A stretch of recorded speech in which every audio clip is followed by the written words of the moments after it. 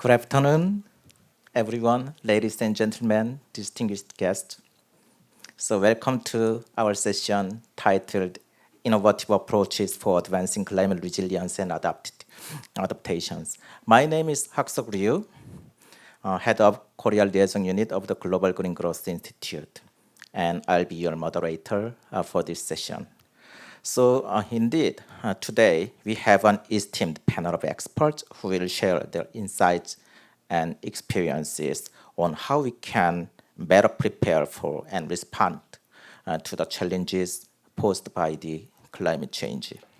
So before we dive into the discussion, I'd like to introduce our keynote speaker and panelists. So our keynote speaker today is Ms. Hyun Jenny Kim, the Ambassador for Climate Change of the Republic of Korea.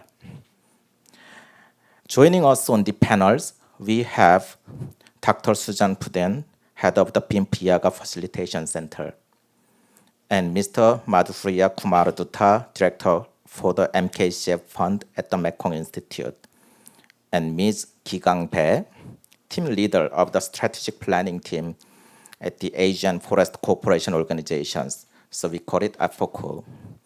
And last but not least, our panelist is Mohammad Salahuddin, Senior Specialist at the Institute of Water Modeling in Bangladesh.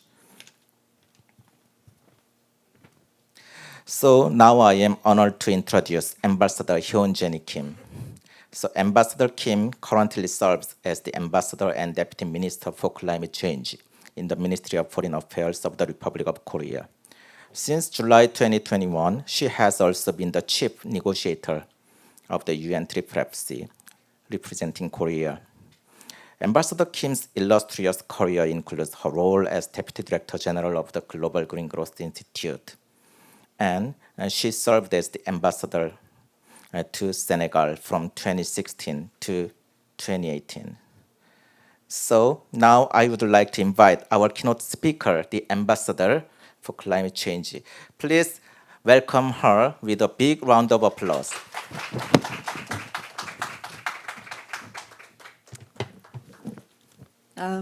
Good afternoon, everyone. So distinguished panelists, participants, ladies and gentlemen, I'm very, very pleased to be here this afternoon for congratulating the Jeju Forum 2024 and this important session on how to make innovative approaches for advancing climate resilience and adaptation in Asia and the role of partnership. I do appreciate the efforts of Global Green Growth Institute for organizing this meaningful event and the intellectual contributions by distinguished panelists. When we are talking about climate change, by the way, I just finished my first session next door, and I did emphasize that I do not agree the term of climate change because the term of climate change sounds pretty moderate. It sounds that we are still okay. But unfortunately, in reality, we are not okay anymore. The human beings, natural ecosystem, and the earth are not okay at this moment. We are in the middle of climate crisis. So usually I say we have to tackle climate crisis. And unfortunately, in many parts of the world, we are heading towards climate catastrophe. So when we are talking about climate crisis, many people talk about mitigation. However, in many countries, adaptation is more crucial and more urgent. Even in this country, Korea, adaptation is a key agenda. For example, Jeju Island, traditionally and historically, Jeju Island is famous for producing tangerines. Jeju tangerine is a symbol of this island. However, year by year, tangerine production is decreasing. Instead, because of the warming, more and more farmers in this island, they try to produce apple mangoes, other tropical fruits. Yes. So the Jeju Island people, they are in the middle of urgent needs to adapting themselves. Adaptation is strongly mentioned in many international fora as well. At the UNFCCC, we already agreed to double adaptation finance by the year of 2025 based on the year of 2019.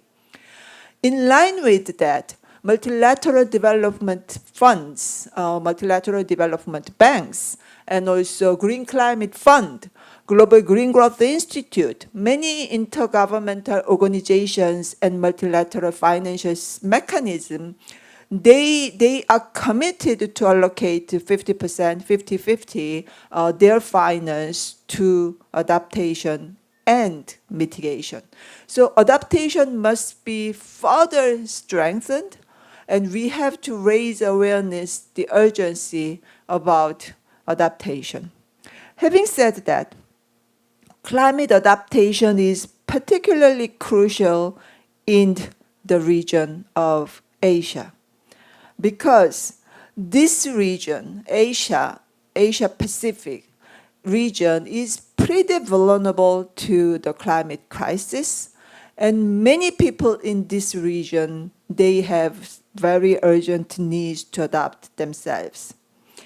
Asia faces diverse climate challenges, including rising sea levels, extreme weather events, water scarcity, and shifts in agricultural productivity. These threats jeopardize food security, economic stability, and the well-being of millions of people. So adaptation is directly linked to the daily daily livelihood of people, and also food security, economic activities as well. So I do say, like, adaptation is not environmental issue. Adaptation is economic issue. Adaptation is security issue as well. Rising sea levels and increased frequency of typhoons threaten many densely populated coastal cities in the Asian region. Shifts in precipitation patterns and extreme temperatures affect crop yields, as I already mentioned, impacting food security. Glacial melt and altered monsoon patterns affect freshwater availability, critical for agriculture and drinking water.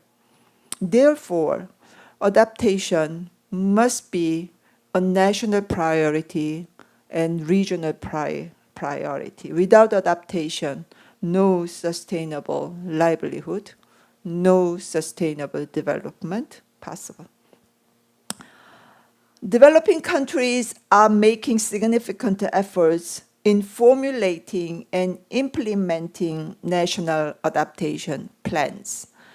Under the UNFCCC mechanism, most countries, they submitted their national adaptation plan, and they are working hard to make an effective implementation possible. Many countries, they include adaptation elements in their NDCs as well. So when you see particularly the developing countries' NDCs,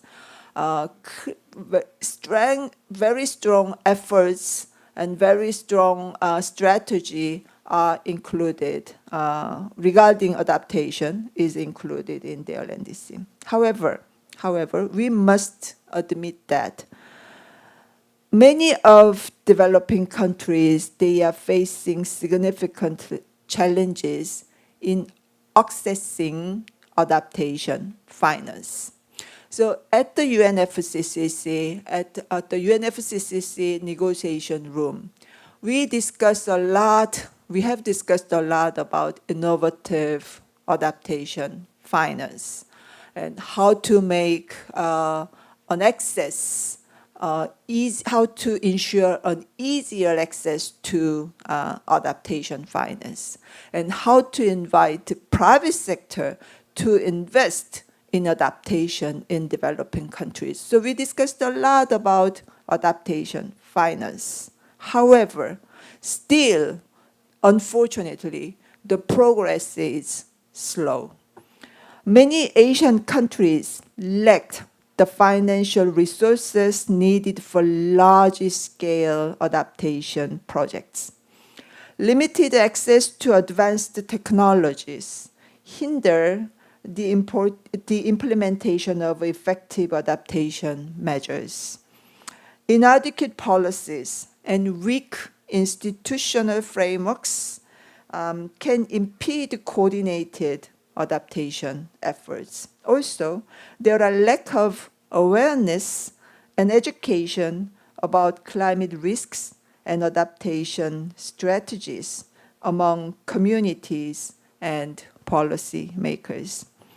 Insufficient climate data and predictive models to inform and guide adaptation strategies are challenges as well. Therefore, advancing climate resilience and adaptation in developing countries, particularly in the Asian region, requires a comprehensive approach engaging all stakeholders. In making adaptation agenda move forward, I do believe that we indeed need the whole of the nation, whole of the society approach. National governments must develop and implement adaptation policies, provide fundings, and coordinate national adaptation actions. Regional organizations can foster regional cooperation, share best practices, and facilitate cross-border adaptation projects and programs. Private sector has a significant role to play in investing in and developing innovative adaptation technologies and infrastructure. Civil society and academia can advocate for climate action, climate adaptation, educate communities, and support grassroots adaptation initiatives. So all stakeholders, every players have a role to play. I would like to highlight particularly the role of the private sector in adaptation. When we talk about adaptation finance, we all know that public money is not enough. We indeed need private sector to invest in this area. Although attracting investment from private sector is crucial, high uncertainty and long-term payback periods associated with adaptation investments delays investment decisions. So private sector, they want to invest in mitigation, in energy sector, in manufacturing sector, not in adaptation sector, which has a higher risk. Lack of incentives, such as insufficient financial incentives and regulatory support, is also a hurdle to be fixed.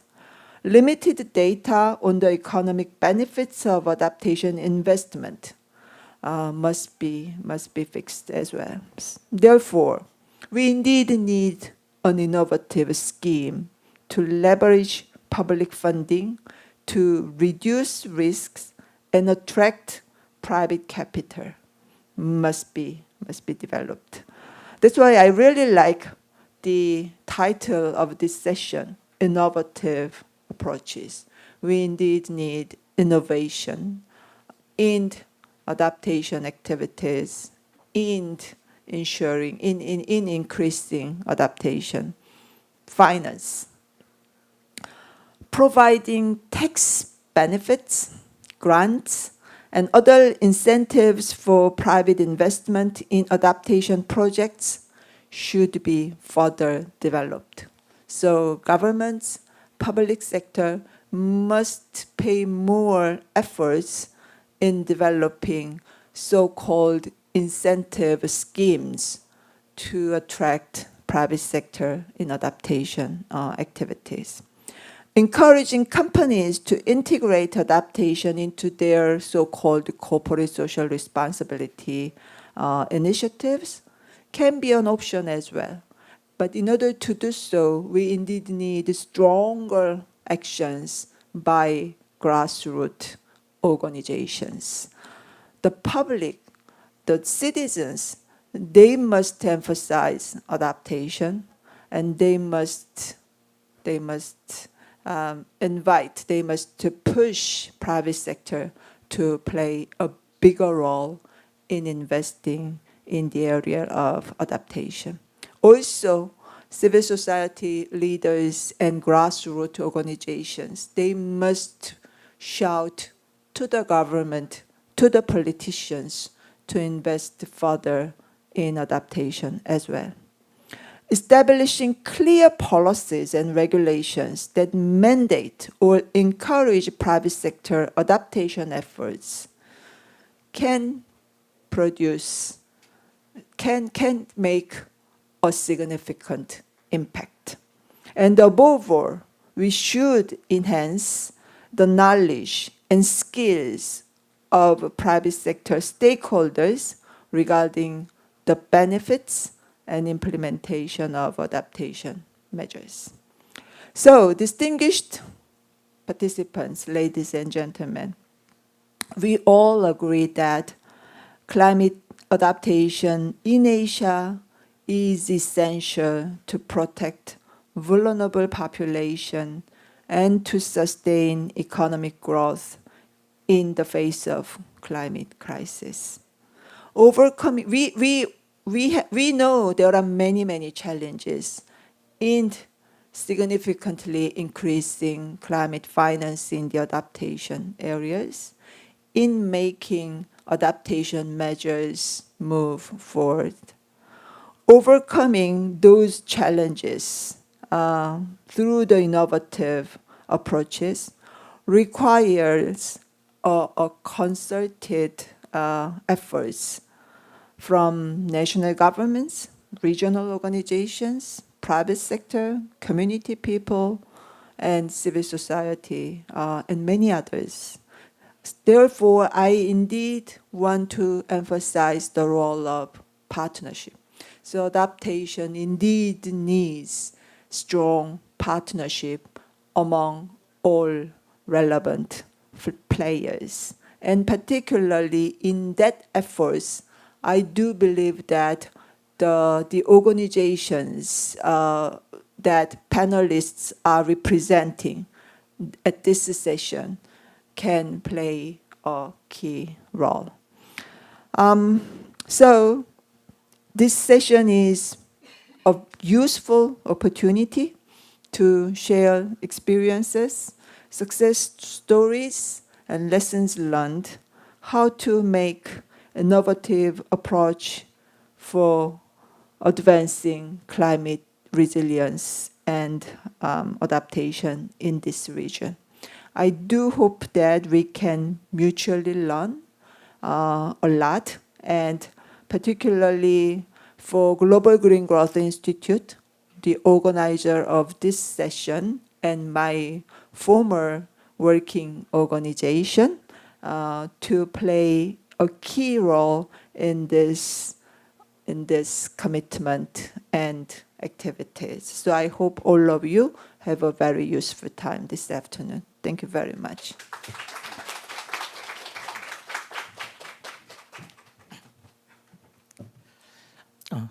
Thank you, Ambassador. So why don't we give another round of big applause to Ambassador? Yes, indeed, Ambassador Kim enlightened us with the meaning of adaptation and the need of the innovative approaches. to tackle the issues caused by the climate change or climate crisis nowadays.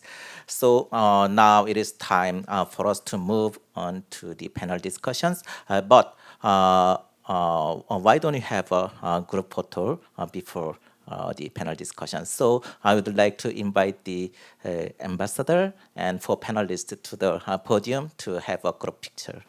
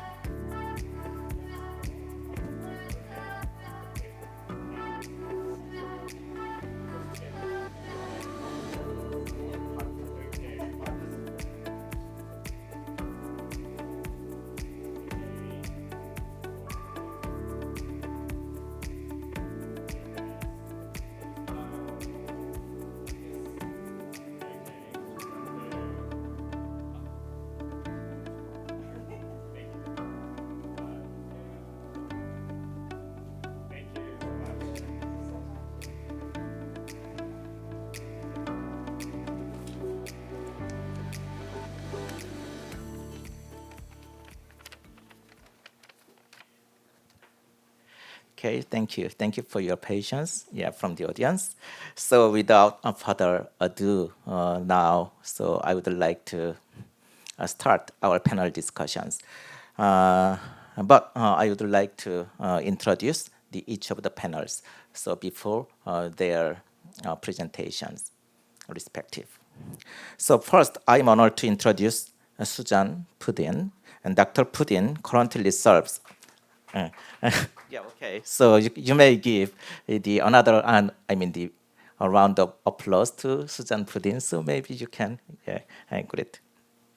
So Dr. Pudin currently serves as the head of the BIMP Yaga Facilitation Center in Kota Kinabalu in Malaysia. She has a rich background in environmental management, preparation of project proposals, and monitoring the implementation of action plans for the Sabah state policy on the environment. So now I would like to invite Dr. to the podium. So let us give a round of applause to doctors.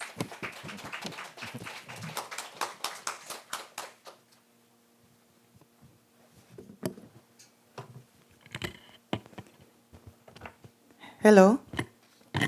Thank you very much, Mr. Moderator. Annyeonghaseyo.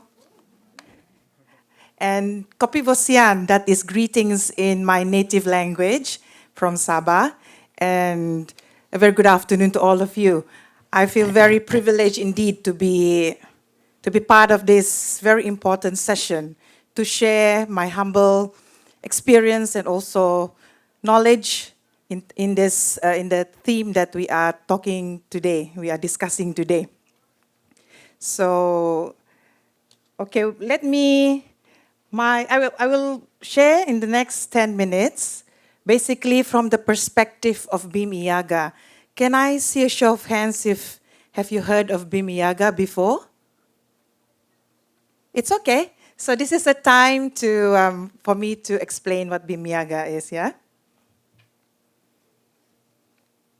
So BIMP stands for, excuse me, can I just take this? It's easier for me to talk. So BIM stands for Brunei Darussalam, Indonesia, Malaysia, Philippines, East ASEAN Growth Area. So in short, it's BIM Iaga. It's been in existence for 30 years now. So it's a regional cooperation, basically with an objective to spur development in remote and less developed areas.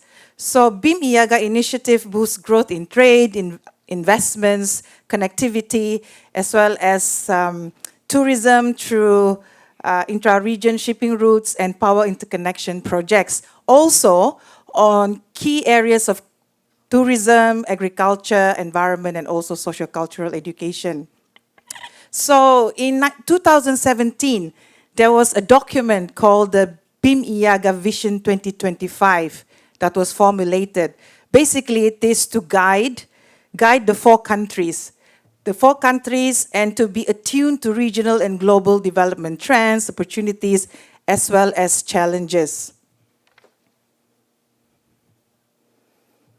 So let me share now some of the climate action initiatives. I really agree with what Ambassador Kim said, that we have to move away from the term climate change, I think, because what we are going through now is basically climate crisis. So there is an ongoing study conducted by the Asian Development Bank for BIM-IAGA and IMTGT. IMTGT stands for Indonesia, Malaysia, Thailand, Growth Triangle, yeah? So this is a document called the Blue Economy Strategy 2030. During the session before this, prior to this, I heard one of the speakers talk about the blue economy or blue ocean initiatives. So basically, BIM-IAGA coastal area, it is threatened by, if you see all the issues there, coastal development, unsustainable fishing, unsustainable tourism, and pollution, yeah? So I think these issues also are faced by many regions in the world. So our issues are quite common, but collective actions are very important, and things like regional cooperation, marine conservation, sustainable tourism, fisheries management, pollution control, sustainable development, as well as community engagement. It was said also during the previous session how important it is to engage with people, with communities. So those are the things that will be in the strategy. Basically, we hope to have this published by end of the year, this joint BIM-IAGA and IMTGT Blue Economy Strategy. So basically what we want in the strategy would be some key actions and measures on how we can implement mitigation measures or even adaptation measures. Next slide. Okay, this is just to share some of the initiatives under BIM-IAGA. One of them is the publication of the Green Cities Action Plans, yeah, and also its implementation. The first GCAP was produced for Kendari in Indonesia. Then the second one was for Kota Kinabalu in Sabah. And the recent one is for General Santos City, Philippines. Basically, the GCAP, they have various actions customized for the cities and how actions can be done by not only the local council, but also in collaboration with other agencies around that area. So for Pontianak, Indonesia, and Kuching, Malaysia, the development of GCAPs is ongoing.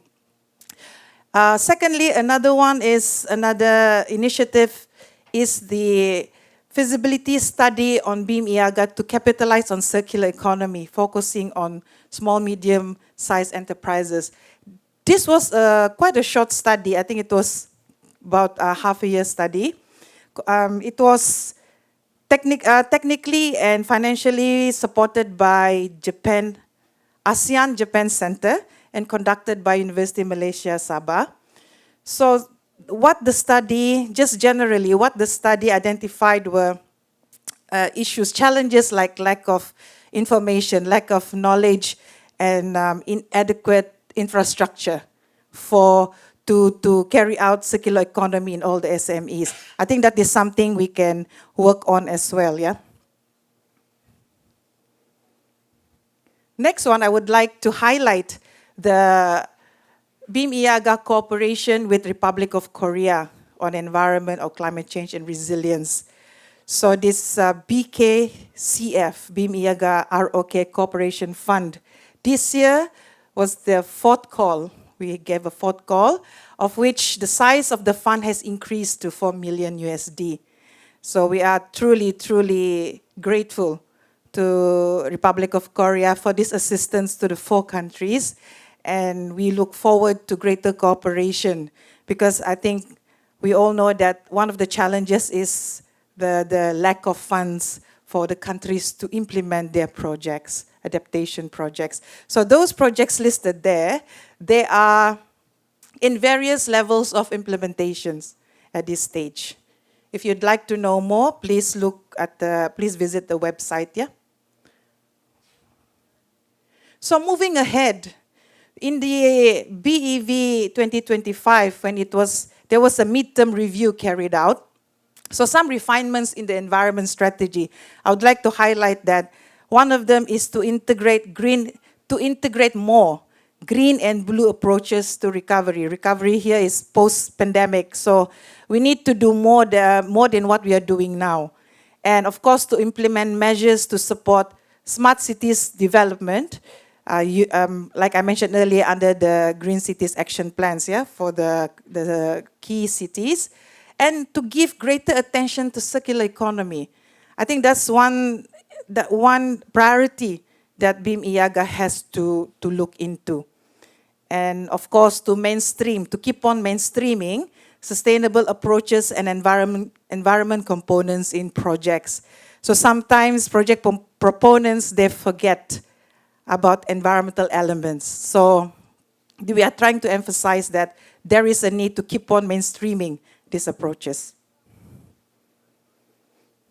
So before I end, maybe some of you have seen this before.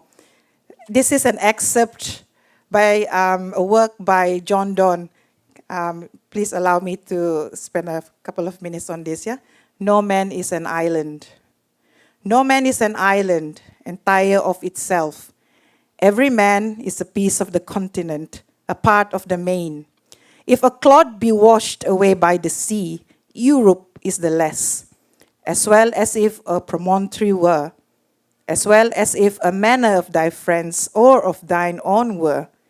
Any man's death diminishes me, because I am involved in mankind, and therefore never send to know for whom the bell tolls. It tolls for thee. This excerpt for me is really a powerful reminder that no human being is disconnected, no human being is separated and isolated from the rest of humanity. Because of that, we must strengthen our cooperation and friendship as an international community, and to continue to support one another beyond the topic that we are talking about today. With that, thank you so much. Katawadan. Thank you, Doctor. So indeed, you inspired us with the poem, so which I didn't expect, but I truly enjoyed and believe the audience also like that. So while Doctor is kind of representative from the maritime region of the Southeast Asia, so we invited another regional expert from the continent part of Southeast Asia. So now let me invite our second panelist, Mr. Madhurija Kumar Dutta, as our second panelist. Indeed, Mr. Dutta is the director of the Trade and Investment Facilitation Department at the Mekong Institute, which is an intergovernmental organization of the Greater Mekong countries. So additionally, he serves as the director of the Mekong Republic of Korea Cooperation Fund. His career spans over 24 years in the development sector, with significant contributions in areas such as trade, regional cooperation, and sustainable development. So, Dutta, floor is yours. So why don't you give an applause of yes.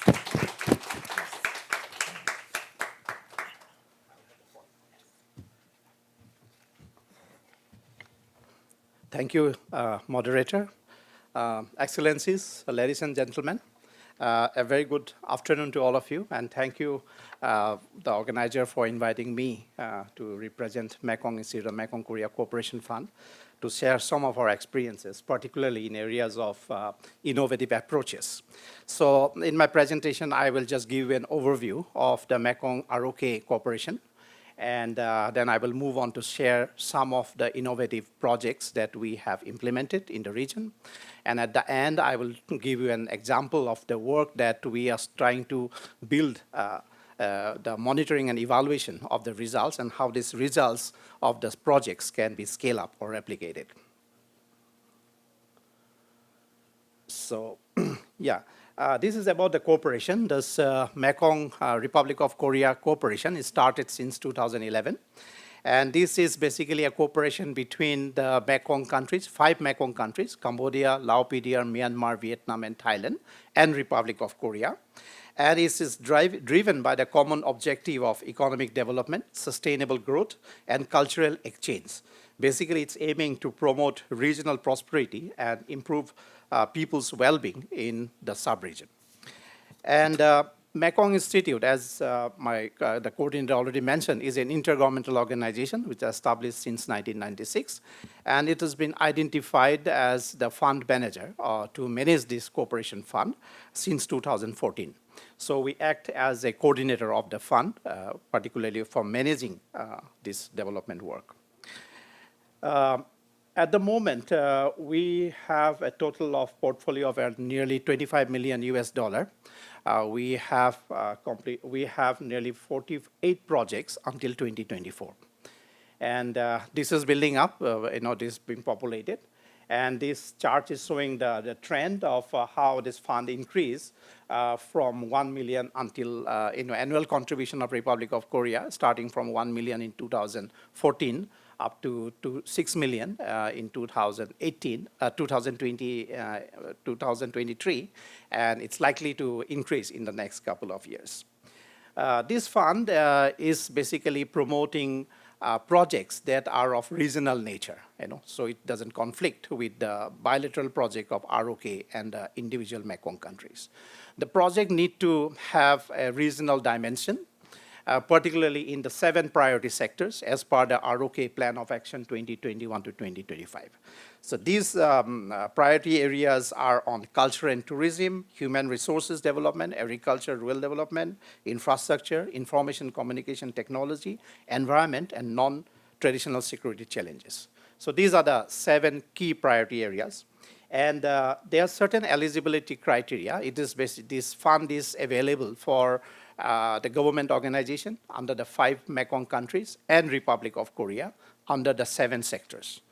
It is also available to the non-government organization and also international organization and UN organizations which are based in the Mekong countries or in ROK. The contribution is in the range of 300,000 to 1 million US dollar. And there is also possibility of having additional fund if the project or the proponent want to raise. Since this session is on the environment, so let me focus on the environment sector. This fund operates, as I said, under the Mekong framework of Mekong ROK Cooperation. In the environment sector, it's aiming basically to promote regional sustainability by addressing climate change and environmental concerns. It focuses on the cross-sector projects to combat air, water, and land pollution, and also reduce the effect of flood, droughts, and saltwater intrusion. So these are the key areas of cooperation. And in the Plan of Action 2021 to 25, it has been identified certain 8 key actions under the environment sector, which includes to build cooperation in water resource management, in disaster management, sustainable management of natural resources, adaptation of climate change, transport and logistics, environmental, social, and governance, ESG principles or practices, and green infrastructure and traditional knowledge in managing the natural resources. So these are the type of priorities under the environment sector in the cooperation framework. So at the moment, we have already 17 projects under the environment sector have been funded. Out of these, 12 projects are currently under implementation. As you know, these projects are in the range of minimum of 2 years to maximum of 3 years duration. And these are the list of ongoing projects which I have mentioned. So there you can see there's a diverse nature of projects. Basically, we try to see that the projects are innovative in nature. These projects addresses the transboundary issues. These projects are alignment with the Republic of Korea Mekong Cooperation Action Plan, as well as this brings certain kind of collaboration with organizations in Republic of Korea. So there we see a kind of a technology transfer, a knowledge transfer between ROK and the Mekong countries. So it's very crucial when we do the evaluation, we are very particular in looking into this kind of practices. So as I said, 5 projects have been completed. These are also led by the Mekong countries and also by the Republic of Korea. So these are some of the examples. I have just kept for the time limitation, just a few examples, but you can visit our website to see. Just to give you an highlight what we are doing. This is a project on circular economy resource and energy efficiency on productivity and sustainability on cassava. As you know, like cassava holds significant importance in the Mekong region, with substantial trade occurring among the countries in the Mekong. However, traditional farming methods and limited investment in modern technology led to inefficiencies and quality issues throughout the value chain of cassava. So this project has addressed the urgent need to improve productivity and overall efficiency of cassava. So this project was implemented from 2020 to 2023 by the National Genetic Engineering Biotechnology, led by Thailand, and is being implemented in all remaining 4 Mekong countries. So under this, the key results, we have been able to work with 100 ASEAN cassava operators and developed a knowledge platform where all related information cassava is being put up. At the same time, recently they have also collaborated with PTT, one of the largest petroleum company in Thailand, on developing biofuel. And this project is not just, this project has a genesis, started since early 80s, working with GIZ, then with UNIDO. Substantially the cassava work on the cassava development has been on a continuous basis, and MKCF stepped in to add value to this work. Another project is on the wind energy uses for sustainable development. This has been a work of the Yangon Technology University. This is it is quite interesting because we engaged the students of the Technology University to work on the prototype on the wind turbine. So they have utilized the local available material for the wind vanes, and they are able to adopt the Korean technology for the turbine generation. This, now we are trying to involve, as Excellency mentioned, about involving private sector. We are now in discussion with the Korean private companies to roll out on commercial basis in the southern coastal areas of Myanmar, which are devoid of grid electricity. So we have identified 14 villages where there's no electricity, so these people in the villages could have this local grid using this prototype. So this is at the PPP level we are discussing as a post-project initiative.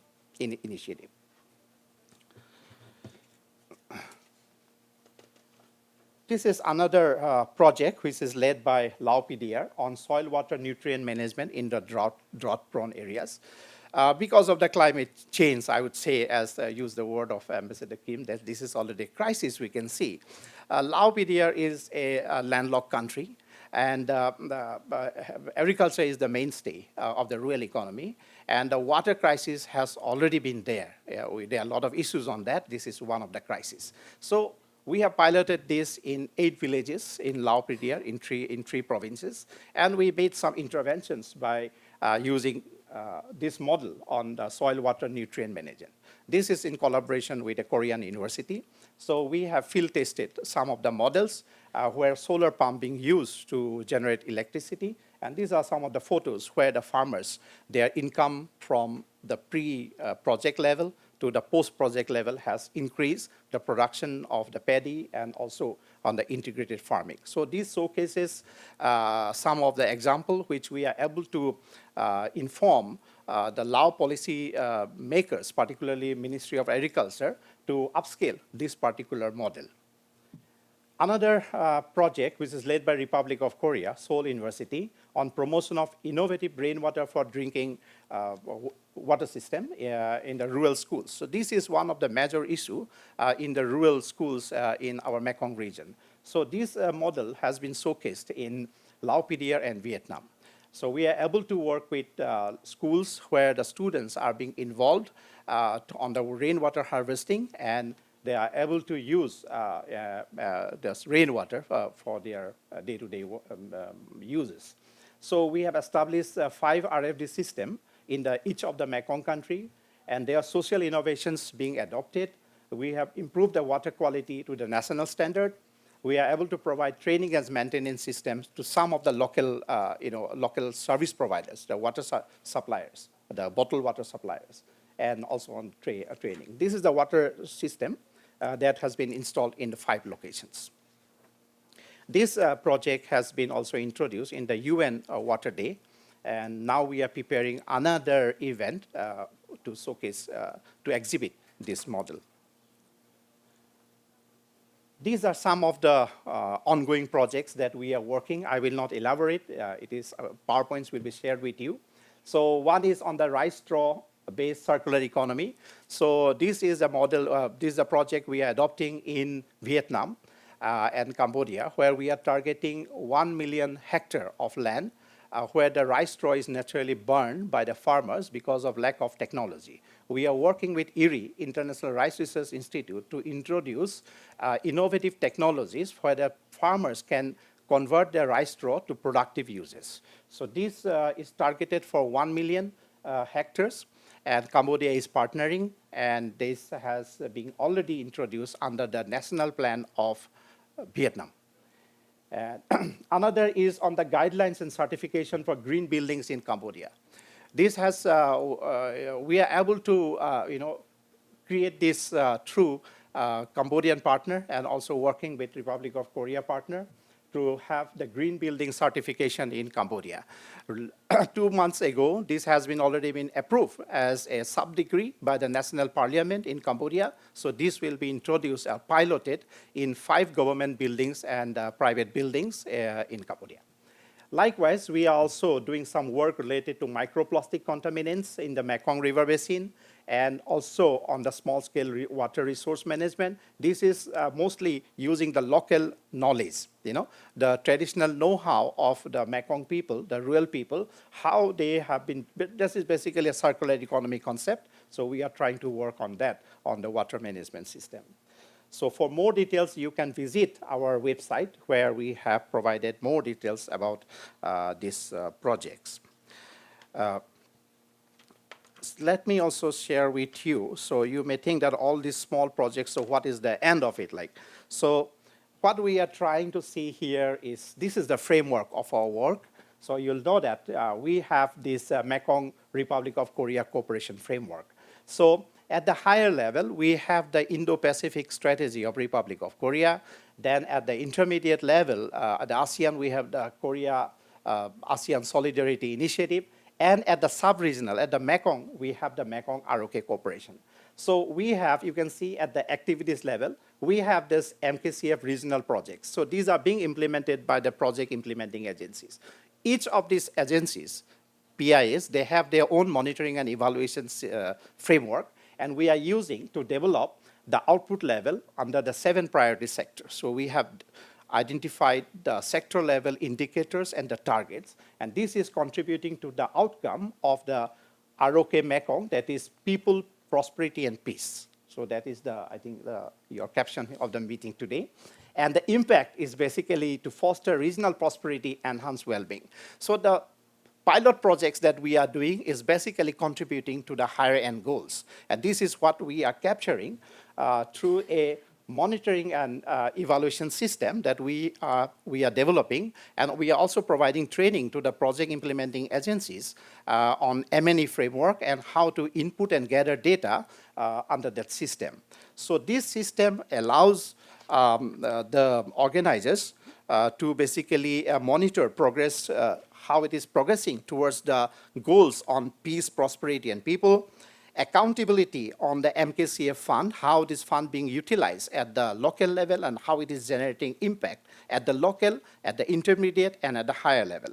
Then also to use and replicate such projects. As you can see, I have mentioned about a few examples, and we are trying to see how these projects can be scaled up, how we can build partnership with other development partners, with Mekong US, Mekong Australia, Mekong Japan, Mekong China, Mekong India, etc. So they are also taking a lot of interest. And we will be hosting the roundtable in November this year, where we will showcase the outcome level stories and also interim results, basically to seek partnership and collaboration to scale up and build up some kind of collaborative projects.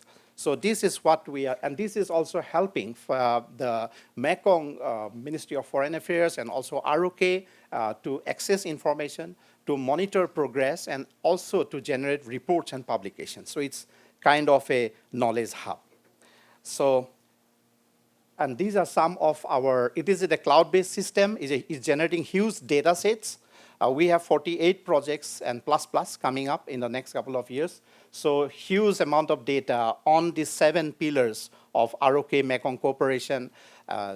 Then you'll see what kind of projects being done, what are the outcomes, what are the outcome stories, and how this can build up more collaboration and trilateral cooperation among Mekong, ROK, and other interested development partners. With this, I thank you once again, and thank you very much. Thank you, Dutta. So we have limited time. So please, so I'd like to ask our panelists to limit their presentation, maybe 10 minutes to 10 minutes. Okay, so while our previous speakers are kind of regional expert, but we invited 2 experts on experts with sectoral expertise. So now I would like to invite Ms. Ki Gang-bae, a recognized figure in forestry advocacy and strategic planning with a profound commitment to addressing global environmental challenges in the perspective of forestry. So floor is yours.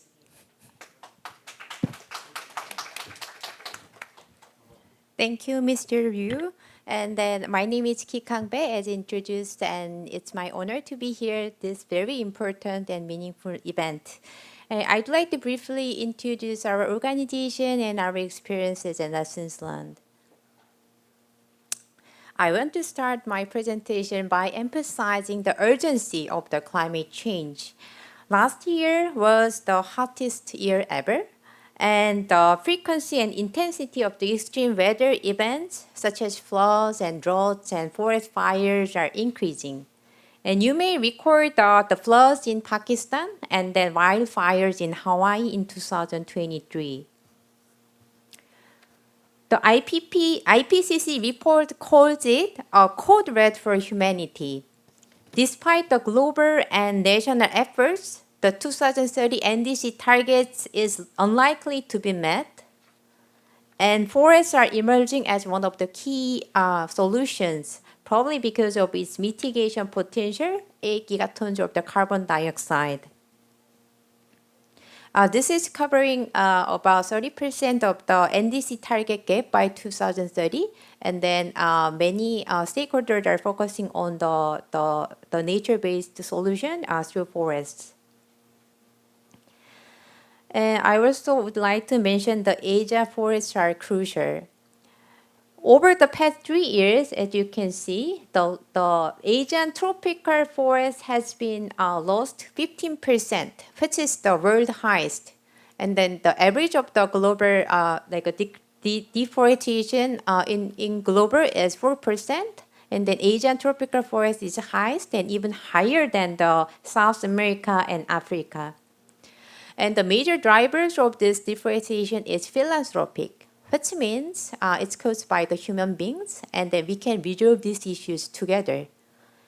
And I also would like to emphasize the biodiversity.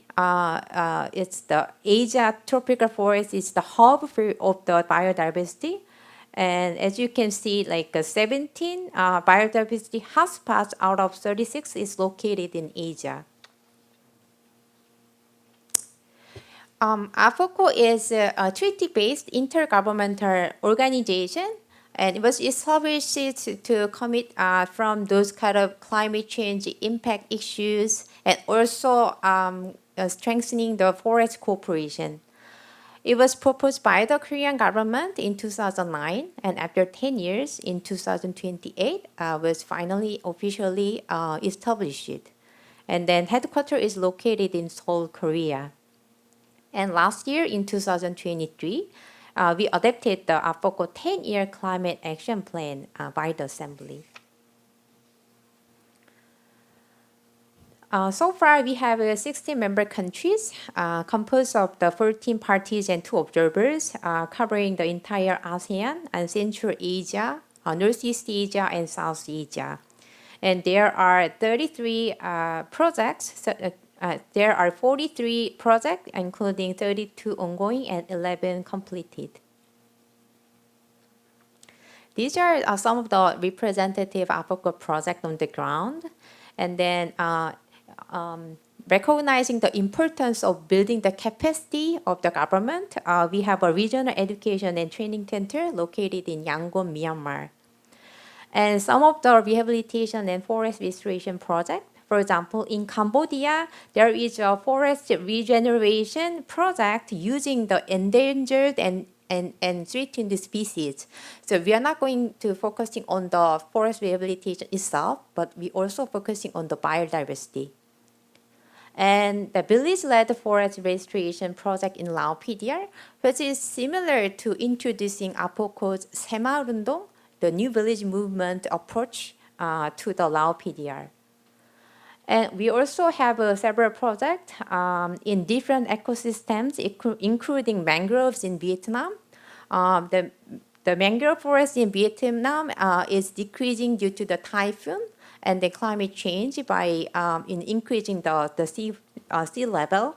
That's why we have implemented several projects targeting the mangroves in Vietnam.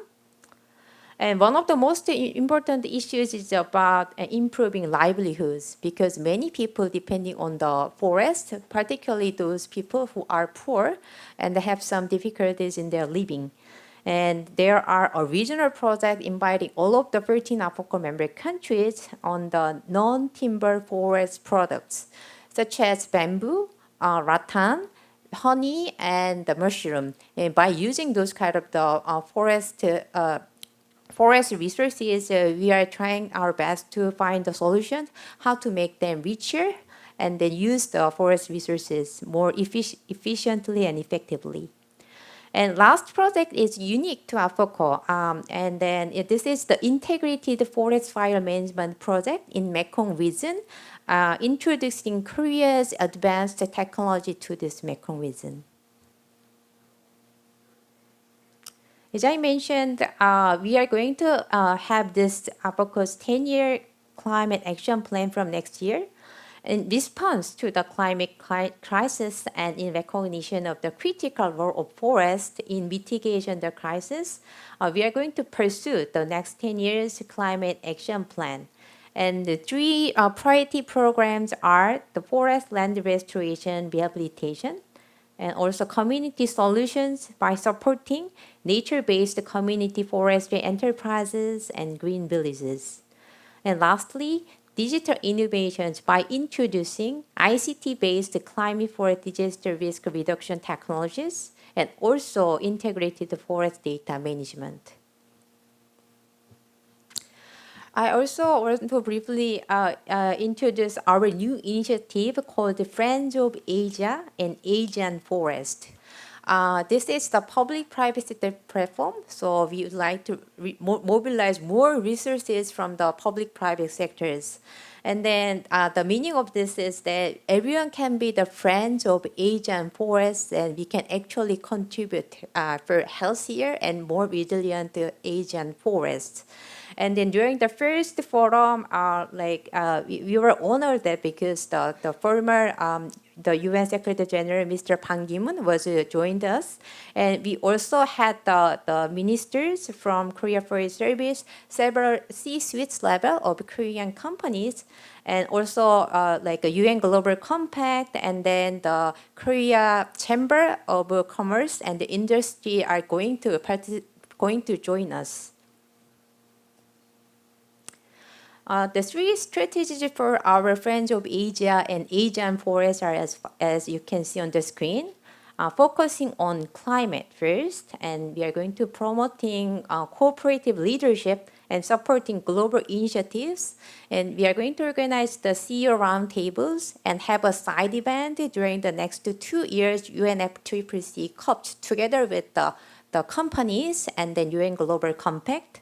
And focusing on the forest, action is really important. That's why we are going to reducing at least 1 megatons of carbon dioxide per year in Asia through forest carbon projects.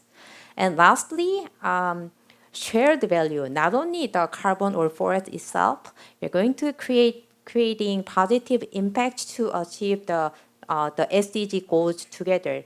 And we have these 3 strategies and then going to have more action on the ground. And I'd like to end up my presentation by saying that we might know already how to do it, like if I can ask the, ChatGPT, they will produce like thousands of the answers, how can we do it? And I want to end up my presentation by saying that, action-oriented, action on the ground could be the key because we already know like what to do and how to do it, Probably the technology and knowledge and those kind of the old means are probably, we already know, but what we need to do is maybe you may need to plant 1 trees today. That could be one of the best solutions. Thank you very much. Thank you. Thank you, Ms. Bear. So we have one more panelist from Bangladesh who is an expert on water.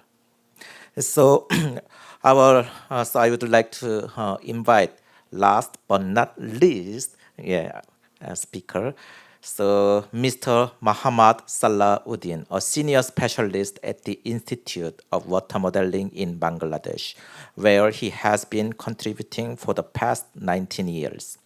So indeed, he has had a wealth of experience in water resources planning and management, particularly in groundwater management, irrigation, drainage management, wetland management, and climate change impact. So I would like to invite him to the floor. The floor is yours.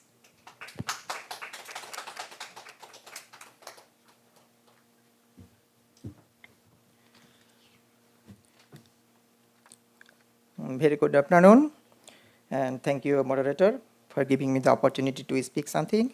My name is Muhammad Salahuddin, and I am honored to join here today at this 19th Jeju Forum. And I come from Bangladesh, where I work as a senior specialist at Institute of Water Modeling. Our institute is the forefront of pioneer in the water resource solution and sustainable management in Bangladesh and across border. And IWM provides world-class services in the field of water modeling, computational hydraulics, and allied sciences for improved integrated water resource management. Now I am going to my presentation. So I think everybody knows this, the climate change is the most global complex change nowadays. And due to the climate change, its impacts on our environment, economics, and society as well. And so for this reason, we need the innovative strategy and solution for resilience and better adaptation effort.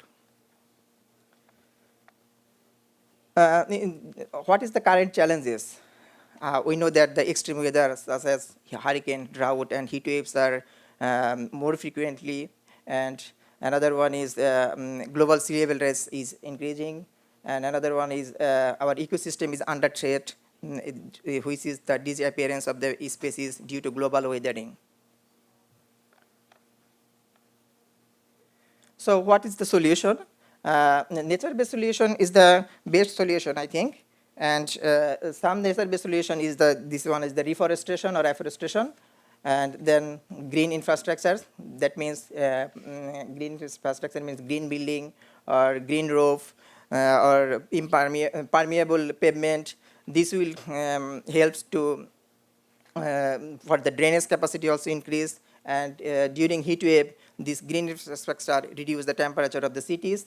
And ecosystem restoration, it includes coral reef restorations or mangrove reforestation. This will also help for the erosion remediation of the coastal zone. Technology and data-driven solutions. are the critical for climate adaptation. Data-driven and technology solution can play a major role for climate adaptation. The one is satellite imaging and remote sensing. Through this satellite imaging and remote sensing, we can know what is going on the Earth. That means in the early warning system, we can develop this satellite imaging and remote sensing. Geographical information along with spatial analysis tools, we can prepare the vulnerable area maps, and we can use this for the adaptive planning. Another one is climate modeling. It is very complex in nature, so we can use modern computer rather than the conventional computer, because it should address very complex natures. Emerging technologies such as IoT-based technology or IoT-based technology and artificial intelligence nowadays using in the climate modeling and weather forecasting also. Another one is community engagement is very important, because the local level know the what is going on the locality, and they have more idea about the local weather. So this one is more their indigenous and traditional knowledge is very important for adaptive measurement. And we can go for participatory approach during project planning and during implementation of the project. Now I'm going some example in Bangladesh.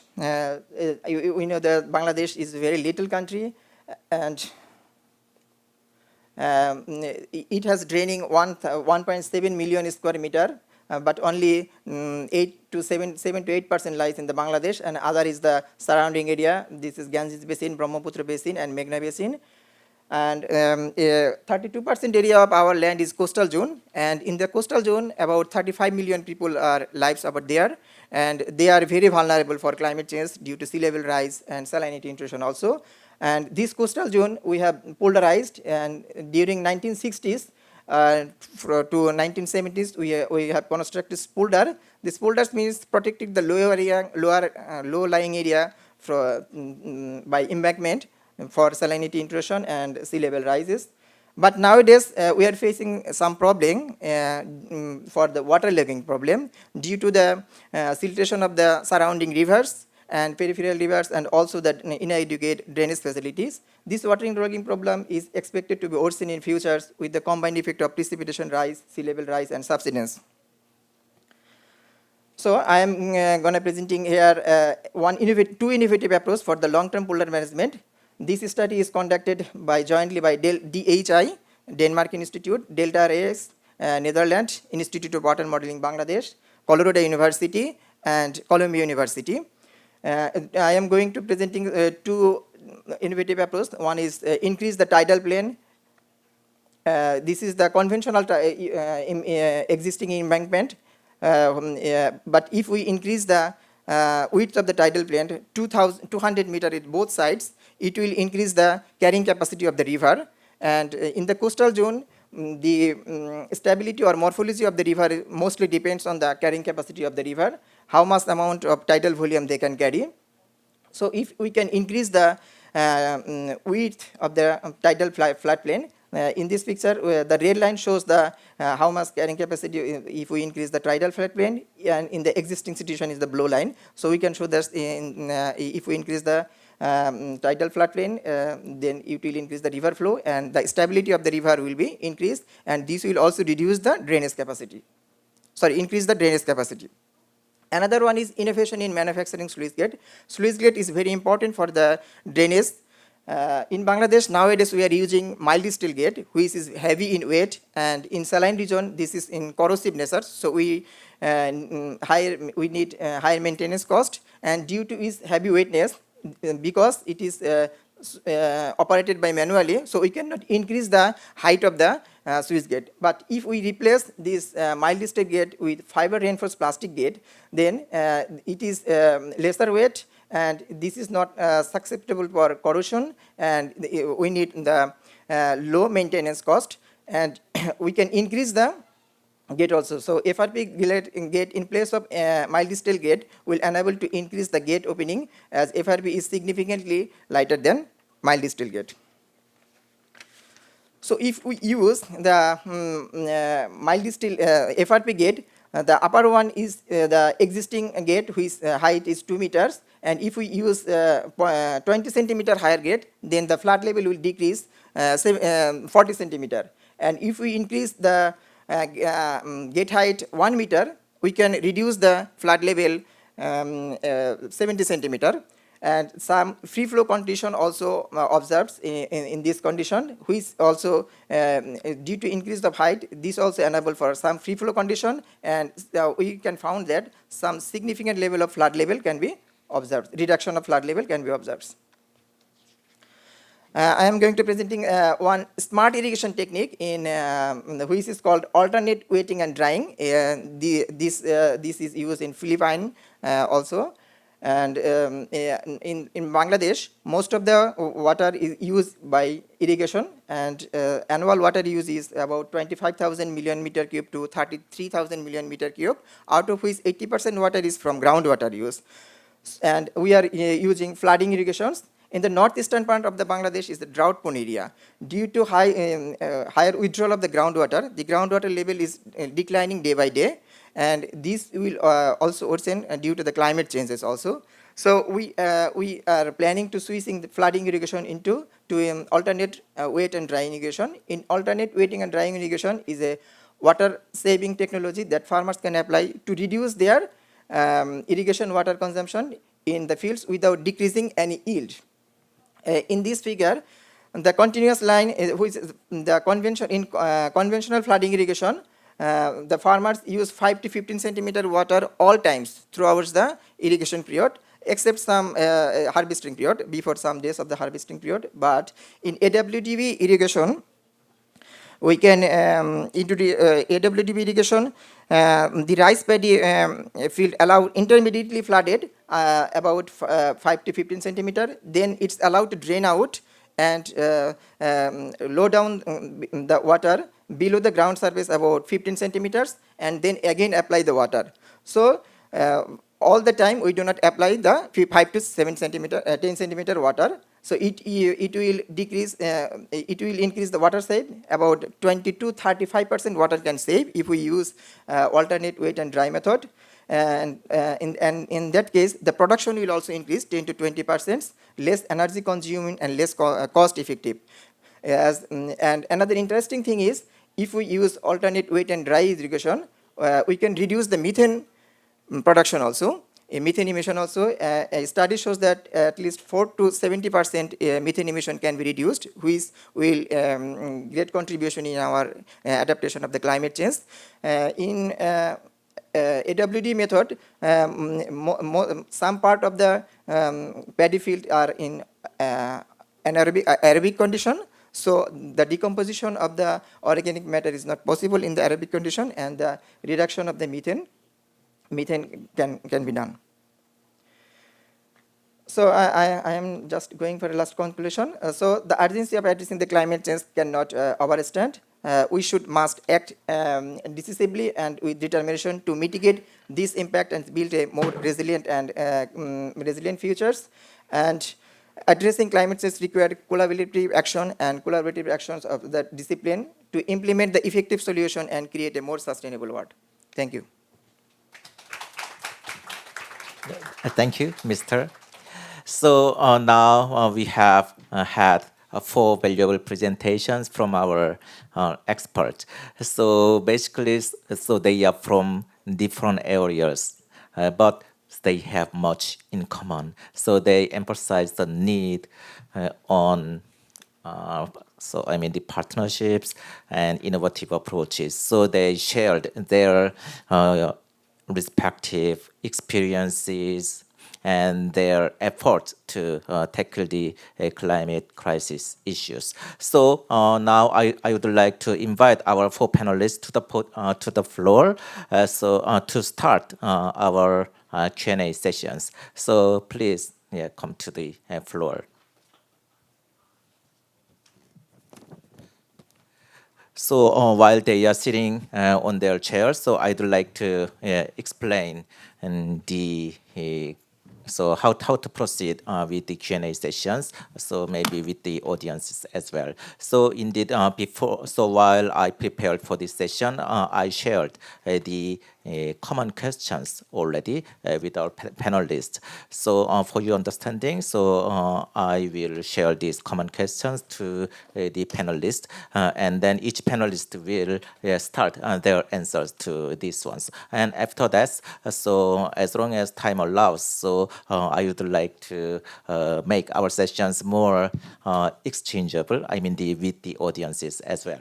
So my questions, my common questions are two. So the first question is what are the key challenges you see in implementing climate resilience and adaptation strategies in your region?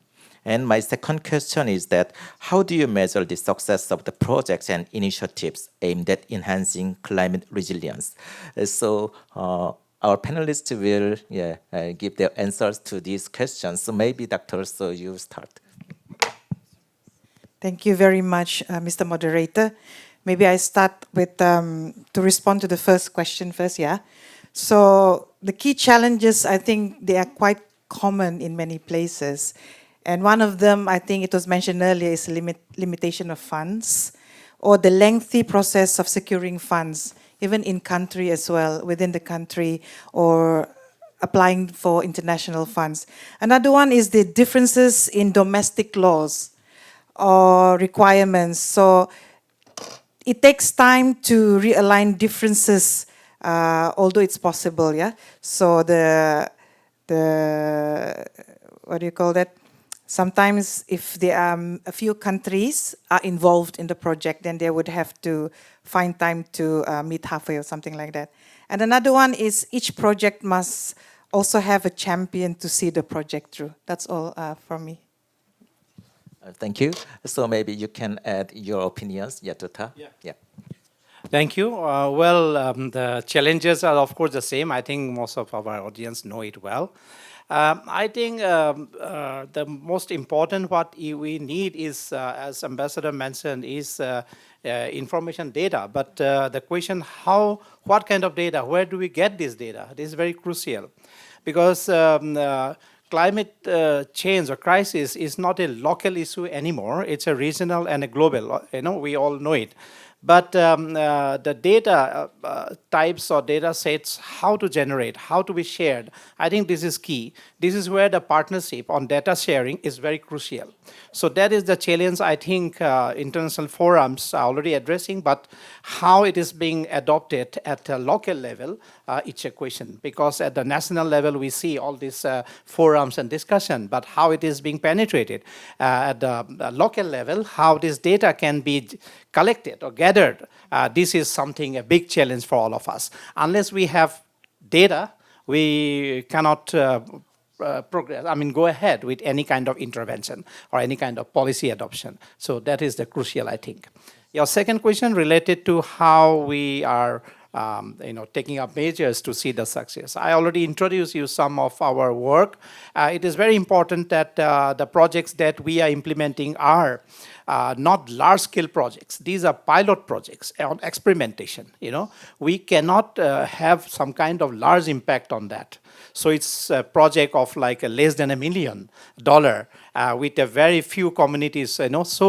But we are trying to see with that kind of experimentation, what kind of results we can capture, whether it is success or it has limit or some challenges. So that can give us to see how this can be replicated or upscaled. This is very crucial. This is something data we are trying to generate by developing that web or cloud-based monitoring and evaluation system. At the moment, we have 48 projects generating huge amount of data sets that is on the public domain. As I said, it's a public good, so it's anyone can access and retrieve data and process. So this is something we are doing at our level.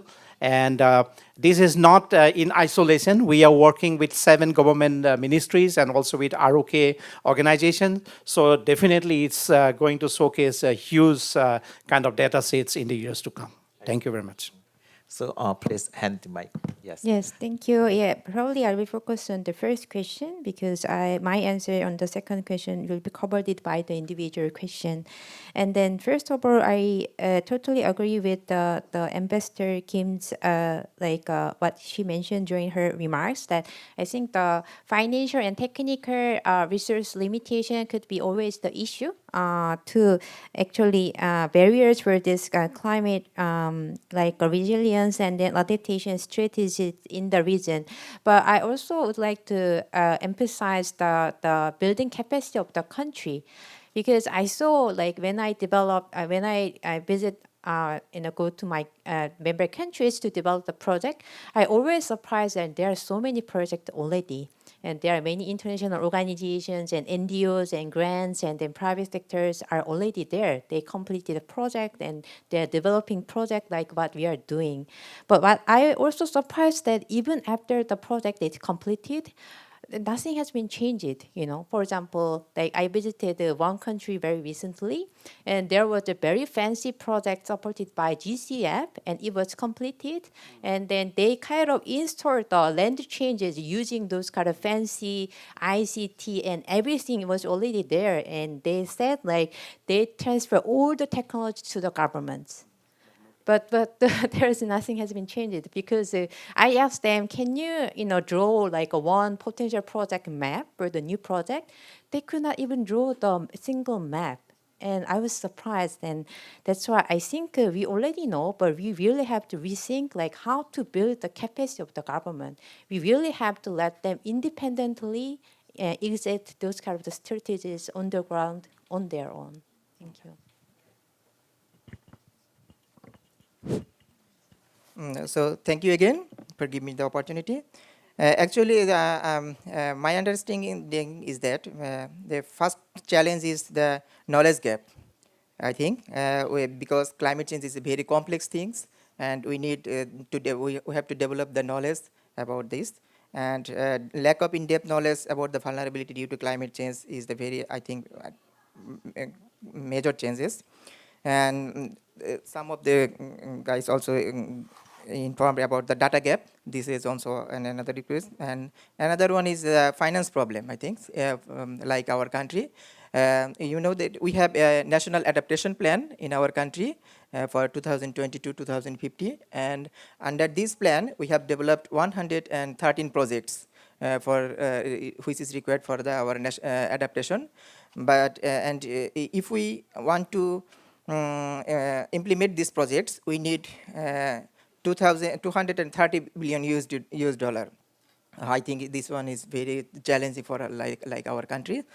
And another one is during adaptation planning or monitoring, we are overlooking the importance of the local people.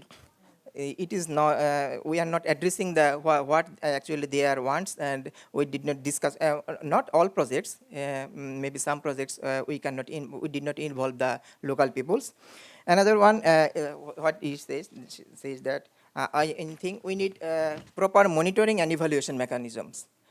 Maybe we have done a project, successful projects, but if we do not monitor or we do not measure the project is after implementation, the project is going in the right way or right path, it will be it is absent in some cases. And in our country, or I think in several other countries, there is another problem. Is lack of integration of the different organizations. I think it is I think this one, and not for all cases, maybe in some cases. So we need for better adaptation to research-based research and financial support of also, and also the involvement of the local people also. Thank you.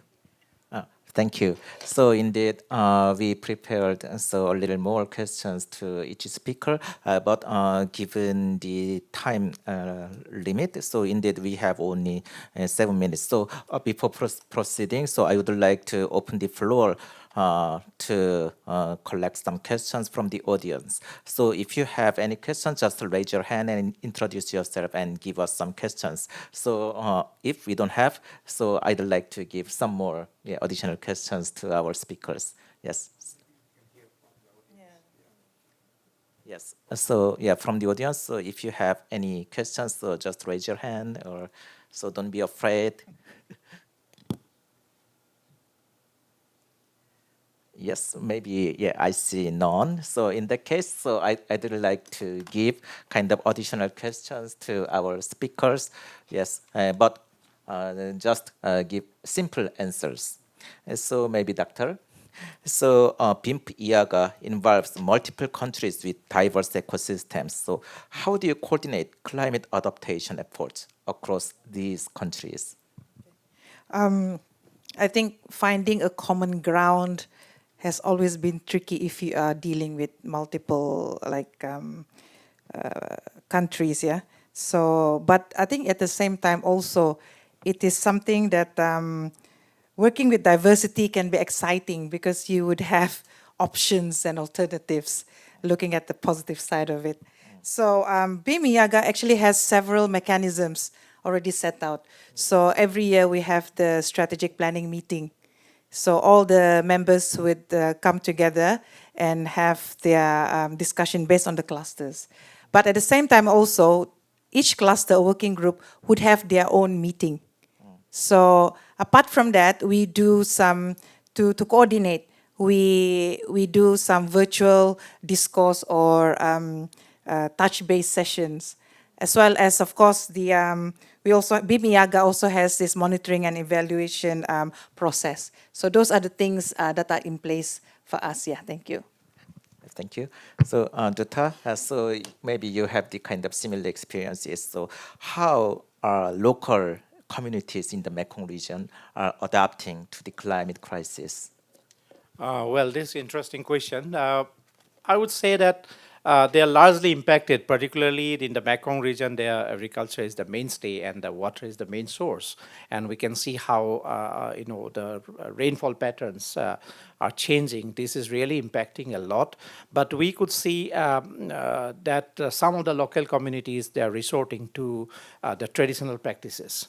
So we are trying to capture some of those kind of initiatives, approaches, which are very localized in nature. For example, some of the communities in Thailand, also in Laopidi, are working on the water bank, it's an underwater bank, how to have that kind of a storage, underwater reservoirs, kind of. Similar ways, they are also working on the circular economy concepts. So there are a lot of initiatives. I think it's very important that local wisdom need to be captured, documented, because this is crucial.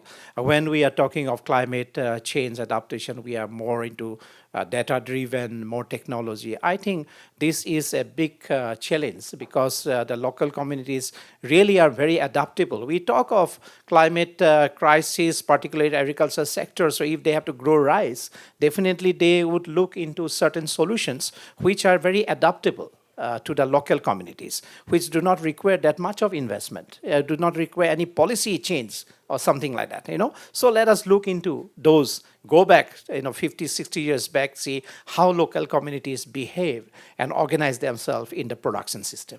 Thank you. Thank you. So we have only 3 minutes. So my question to Ms. Bae is, what are some innovative forestry practices being implemented to enhance climate resilience in the regions you work? Yes, thank you. Yeah, we are going to introduce those kind of evidence-based system. The Korean government is going to launch new satellite called the CAS 500, and which will be free image from 2025. And we are going to introduce those kind of satellite image to determine the success of the project. For example, whether the trees are survived or not. And we also have some project introduce the payment ecosystem services. So for example, we pay back to the local people when the trees are survived, and we pay back. And we have those kind of the innovative solutions to have a more successful project. Thank you. And my last question is to Mr. Salahuddin. And so, Bangladesh faces severe climate risks such as flooding, cyclones. So you already explained some innovative modeling techniques you are using to tackle that issues. But what kind of innovative approaches do you think as most important to address this issue? So thank you again. It's this question is more or little bit of technical question, I think. So in our case, we are using now, as you know, we are the Water Modeling Institute. We are using wave model.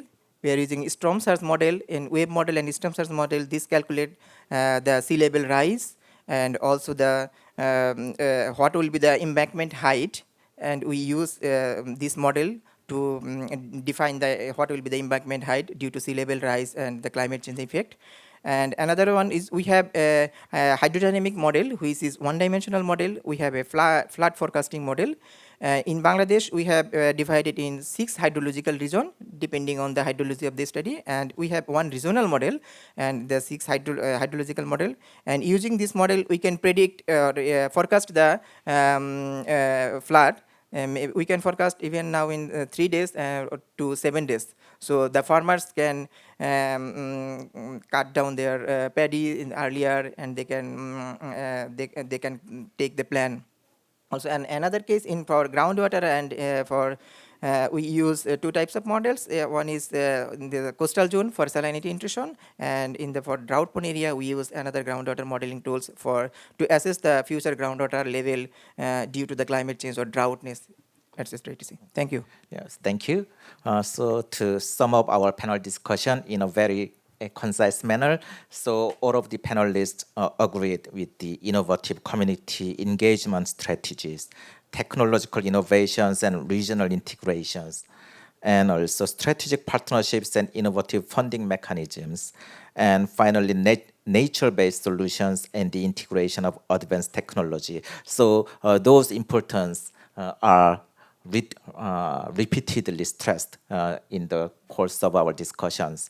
So I believe there is no one in this room who doesn't believe the climate change. So I would like to remind you again of the importance of coordinated, consulted efforts from us. So I mean, from the various sectors of the society, public-private partnerships is quite important to address this.